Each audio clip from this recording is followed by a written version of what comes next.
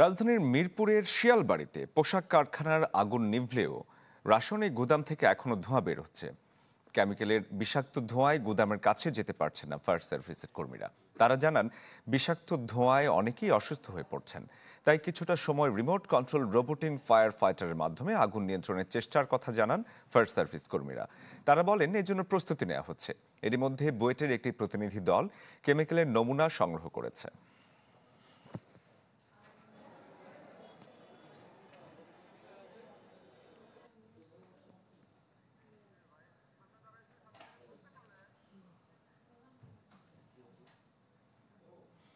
দর্শক, রাজধানীর মিরপুরের রূপনগরে অগ্নিকাণ্ডের আরো বিস্তারিত খবর জানাতে আমাদের সাথে এই মুহূর্তে যুক্ত আছেন সহকর্মী আদ্দিন সজীব।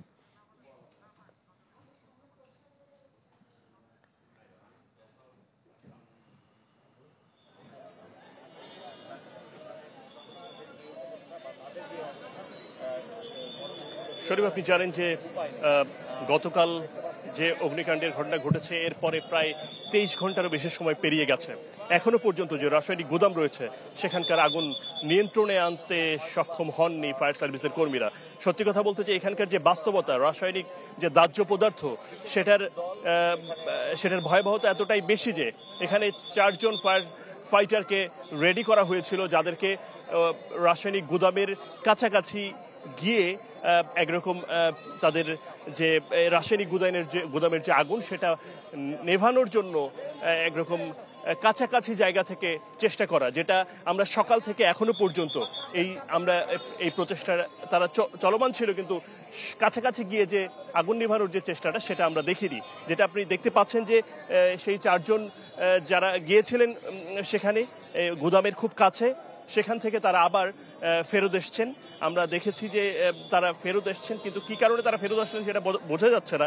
তবে যে বিষয়টা ধারণা করা যাচ্ছে যে হয়তো খুব সম্ভবত সেখানকার ভয়াবহতা এতটাই যে সেখানে থাকা যাচ্ছে না। আপনি জানেন যে বিষাক্ত ধোঁয়ার কারণে গতকাল যারা নিহত হয়েছেন 16 জন, সেই 16 জনের এই ধোঁয়ার কারণেই কিন্তু তারা এই নিহত হওয়ার ঘটনা ঘটেছে বলে ফায়ার সার্ভিসের কর্মীরা প্রাথমিকভাবে জানিয়েছে যে ধোঁয়াটা এতটাই বিষাক্ত ছিল যেটা ইনহেলের মাধ্যমে শরীরের ভেতরে সেন্সলেস অবস্থা তৈরি হয় এবং এর পরবর্তীতে তাদের এই ঘটনাটা মৃত্যুর দিকে তারা চলে যান। এবং এখনো পর্যন্ত আমরা দেখতে পাচ্ছি যে ফায়ার সার্ভিসের কর্মীরা যারা রয়েছেন তারা চেষ্টা করছেন, কিন্তু কোনো অবস্থাতেই আগুন নিয়ন্ত্রণের যে সরেজমিনে কিংবা কাছে গিয়ে যে চেষ্টাটা সেটা খুব বেশি করে উঠতে পারছে না। সেখানে জীবন নাশের একটা হুমকি রয়েছে বা শঙ্কা রয়েছে।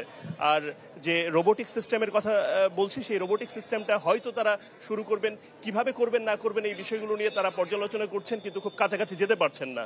শরীফ। সজীব, ধন্যবাদ আপনাকে। দর্শক, মিরপুর থেকে আদ্দিন সজীব আমাদের সাথে যুক্ত হয়েছিলেন। নতুন বাংলাদেশ গড়তে এলো জুলফিকার স্টিল। জুলফিকার স্টিল, ইস্পাত দৃঢ় অঙ্গীকার।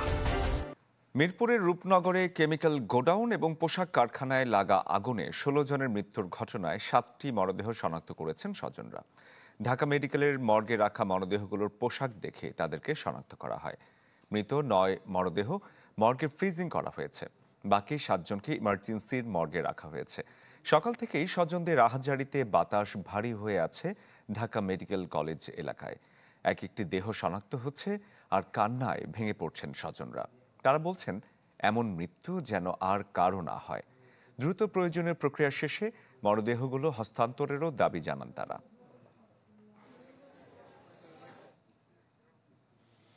দর্শক, এই মুহূর্তে আমাদের সাথে সহকর্মী সজল শাইক যুক্ত হয়েছেন ঢাকা মেডিকেল কলেজ প্রাঙ্গণ থেকে। সজল, নিশ্চয়ই সেই এলাকার পরিবেশ অনেকটাই ভারী, আপনি কেমন দেখছেন?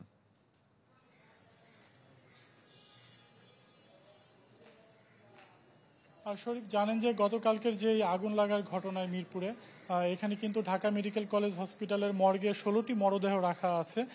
ইমার্জেন্সির যে মর্গটি রয়েছে আমরা সেখানে গিয়েছি। আসলে এইখানের যে পরিবেশ আসলে সেটি বলে বোঝানোর মতো না। যেই স্বজনরা তারা দাবি করছেন যে তাদের স্বজন মারা গিয়েছে, তাদের আত্মচিৎকারে ভারী হয়ে উঠছে হসপিটালের পরিবেশ। এবং মিরপুর থানার যে রূপনগর থানা যে পুলিশ সে আমাদেরকে জানিয়েছে যে 7টি মরদেহ শনাক্ত করা হয়েছে স্বজনদের দ্বারা। তবে হসপিটাল সূত্র থেকে আমরা জানতে পেরেছি যে 10টি মরদেহ শনাক্ত করেছে তাদের স্বজনরা। তবে সংখ্যাটা যাই হোক, শনাক্ত করা যাই হোক, ডিএনএ নমুনা সংগ্রহ করে পরবর্তী যে ধাপ রয়েছে পরীক্ষা নিরীক্ষা করে তারপরেই স্বজনদের কাছে হস্তান্তর করা হবে।